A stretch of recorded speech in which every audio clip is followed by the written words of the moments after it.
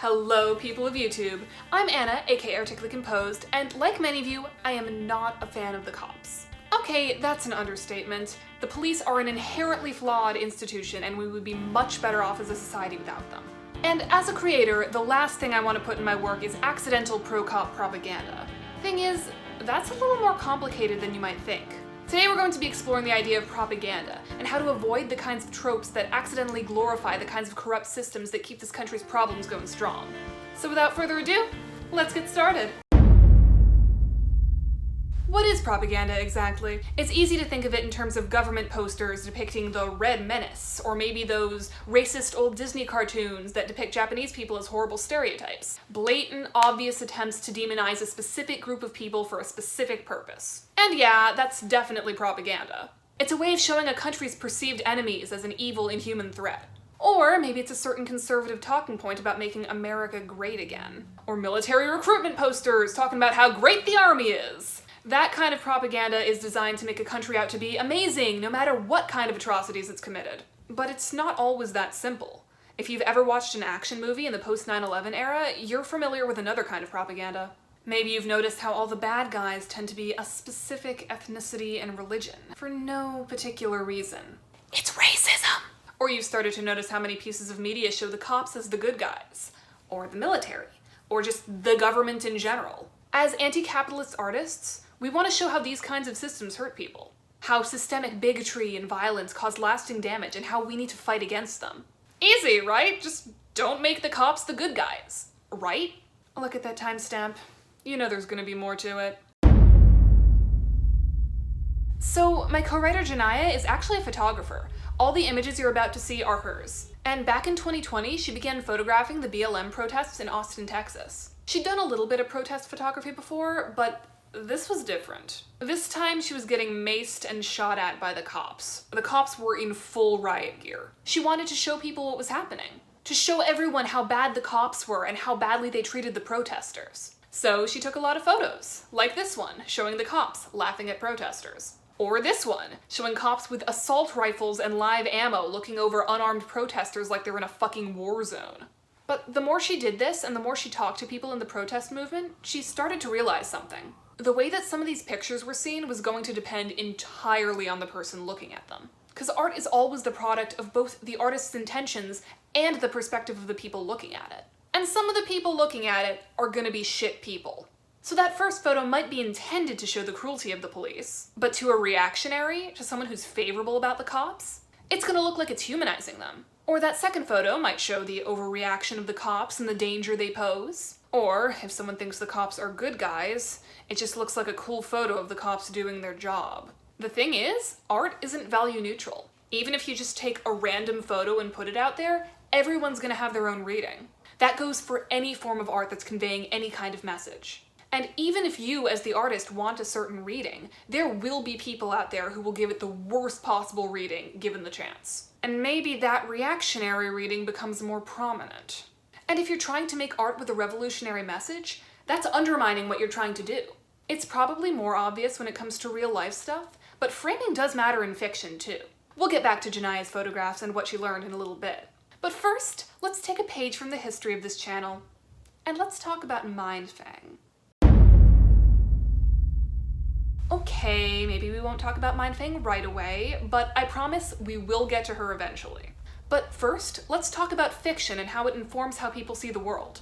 The relationship between fiction and the real world is complicated. There's not some one-to-one connection about how things are depicted and how people see real issues. But that's not to say that there isn't a connection. We've seen propaganda that uses fictional characters to depict real-life people, countries, or ideologies. And it's pretty easy to see how doing something like always depicting Muslims as terrorists, or always depicting black folks as criminals, is gonna have an impact on how people see those groups in real life. Thing is, those examples are easy to see because they're pretty blatant. There are plenty of times where the message is less obvious, or the framing is ambiguous. That can still have an impact on how people see and interact with real life, and it's something to be aware of when making our own content. We're gonna focus on how negative elements like oppressive institutions are shown for now. There's a whole other conversation about how to present revolutionary aspects in art, but for now we're gonna stick with how to not fuck up too badly.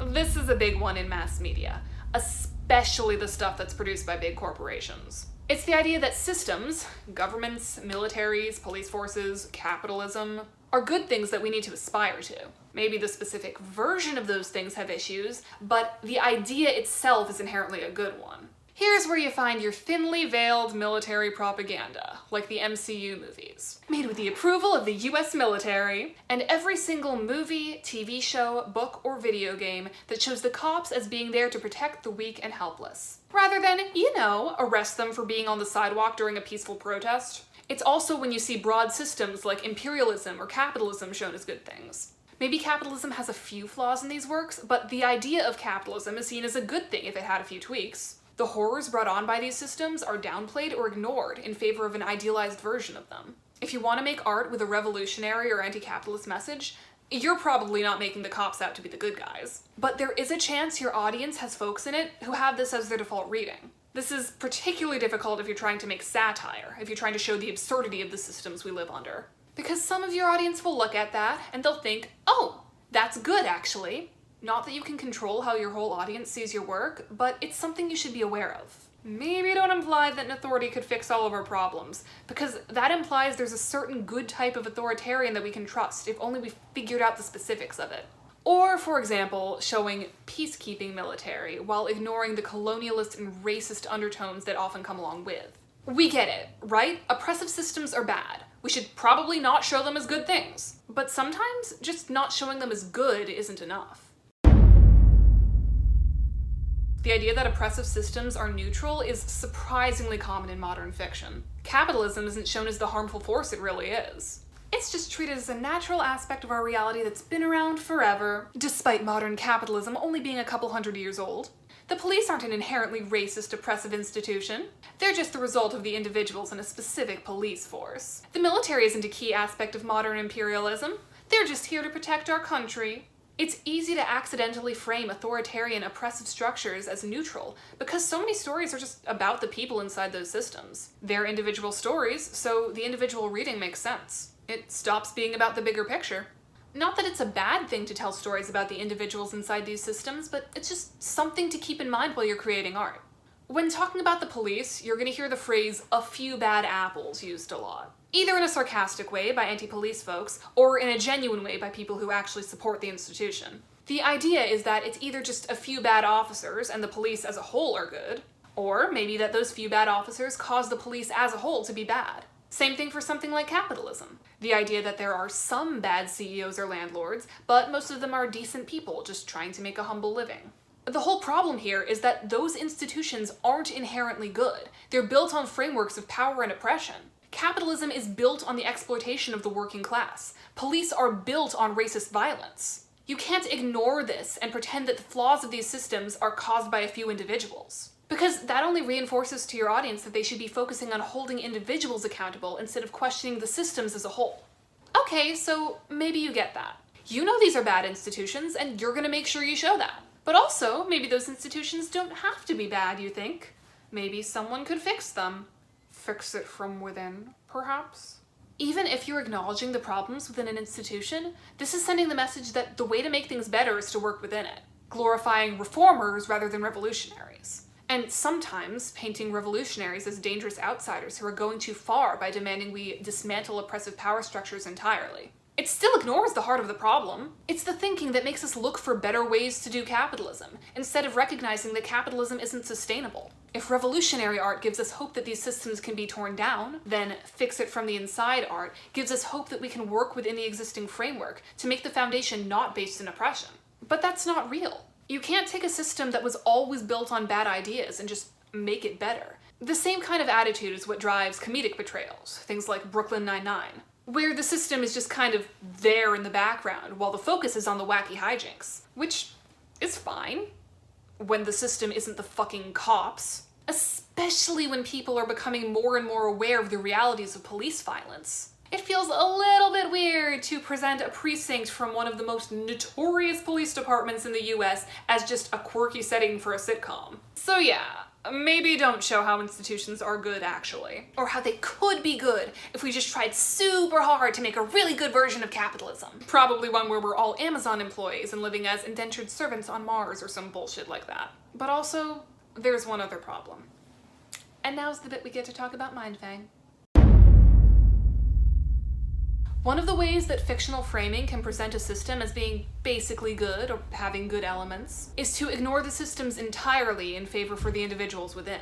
Or, even worse, the individuals at the very top. This is where you find your lone protectors, your wise rulers, and, of course, your sexy, sexy villains. But what's the problem with this, you hypothetically ask your screen? Who cares if a story is focusing on these things? The thing is, the idea of these individuals being the source of a system's inherent qualities is a really common one. Look at how people blame everything on a certain asshole being president. Or talk about how electing the right person will fix everything wrong with the system that's been fucking people over since the beginning. Here's where you see the protectors and the wise rulers, the ones who make sure that the system remains balanced and just. They know how to make the right decisions and how to keep all of their people safe. It props up the idea of the single responsible individual, and the related idea that the trick is to find that one person or group of people who can lead everyone to greatness or keep everyone safe. In a lot of ways, it's like the idea of the lone reformer, fixing the system from within. Having a person come in to save everyone is appealing because it's simple. And while simple isn't bad for storytelling, it can prop up the capitalist idea of individualism. And that helps reinforce a hegemony that requires that particular value. There's one more type of framing I've been saving for last. Partly to keep the build-up to the Mindfang bit going, but partly because it's the odd one out. The sexy villain trope. Or, more generally, the idea that bad individuals, even ones that represent a reprehensible ideology or system, can be so appealing that whatever impact their support of a system has is undermined by their general appeal. Here's Mindfang, specifically the way she was depicted in Homestuck. A slave owner and rapist who represents everything bad about the imperialist system. An individual who is nominally fighting against the system, but who in actuality is perpetuating it through her participation. She is the worst. Thing is, on a surface level, Mindfang is sexy as hell. She's assertive and physically attractive, and she's got such strong energy that if it weren't for all of the slave owning and sexual assault and murder, she would genuinely be a desirable, fascinating woman. We see her portrayed primarily through the lens of someone who basically wants to be her, who idolizes her. And the narrative never really subverts that, which is kind of the problem with this kind of character. The person who represents a bad system, or who supports one, shouldn't be someone who the audience wants to be like, or who they want to fuck. Striking the balance with how individuals are portrayed is hard. Same with how organizations or systems are portrayed. It's all hard, and it's easy to fall into the trap of presenting something that unconsciously supports reactionary or authoritarian ideals. So what the hell do we do about any of this? I mean, we could just call it a day and never present any aspect of institutional oppression in any positive way. Make sure that every villain is unambiguously and cartoonishly bad in order to make it really obvious. But that's the same approach that the Hays Code took with how crime was portrayed in comics back in the 1930s. But a lot of the possible issues with how we frame oppression come from the fact that there are grains of truth there. These systems can seem positive to some people, and there are people who do want to fix the system from within. Years before she was maced by the cops, Jonaya was convinced that law enforcement could be fixed by some combination of accountability and education. And that doesn't even touch the more subtle problems, the ones caused by people's interpretations of your work. So what are you supposed to do as an artist to show these systems and how they hurt people without accidentally feeding into reactionary readings of them? Like a lot of things, it kind of comes down to doing stuff on purpose and being aware of what the reason for something is. Pay particular attention to what message you're trying to send and how you can convey it. Keep in mind what your end goal is and who you're really making this art for. Going back to the example with Jonaya's photography, she spoke to other protest photographers who'd been doing this for a while to figure out how to do it better. The advice they gave was to figure out how she was framing her shots based off the message she wanted to send. So she started using wider lenses and started taking photos that emphasized the resistance of the people towards the police, the way that everyday folks were standing up to an unjust system. If you're going to show how awful oppressive systems can be, think about how people on the other side of the divide react to those systems. There's nothing you can do to stop people from reading a reactionary message into your work, but you can make it as hard as possible for them. Make it really uncomfortable for them to take your characterization and read into it that the cops are the good guys. And make it clear that that isn't the intended reading of the work. Ambiguity and subtlety in art can be excellent, but make sure you know why you're being ambiguous. If you're trying to portray human complexity, that's one thing. But if you're tossing out everyone makes a few good points when talking about someone advocating for genocide, maybe don't do that. Decide whether the message served by the more open-ended interpretation is worth the possible misunderstanding in your own work. At the end of the day, any work of art that has a message that's meant to be taken away is a form of propaganda. It tries to influence the person engaging with it to see the message. The bottom line is, you're never going to hit a perfect balance because the potential audience is too broad. But you don't want your core intended audience to misunderstand it in a way that undermines your message. And you don't want to give shitty people something to latch onto if you can help it. Now that you know what not to do, go out there and make some anti-cop art. Let the world know how ultimately shitty cops are and don't hold back. Also, thank you all so much for watching. If you like what you saw, I've got a couple other anti-capitalist video essays right here. And if you want to keep up with the new stuff I'm doing, make sure to click that subscribe button and ring the bell. First upload Monday a month is a new video essay, and second upload is going to be some kind of fun voice content. Huge thanks to my patrons, Jonaya Riley, Tev Linsey, Stinky, and Rosalie Ross.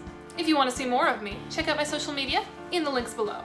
And also join my Discord server if you want to join the Articulate community. Thank you all so much for watching, and I will see you all next time.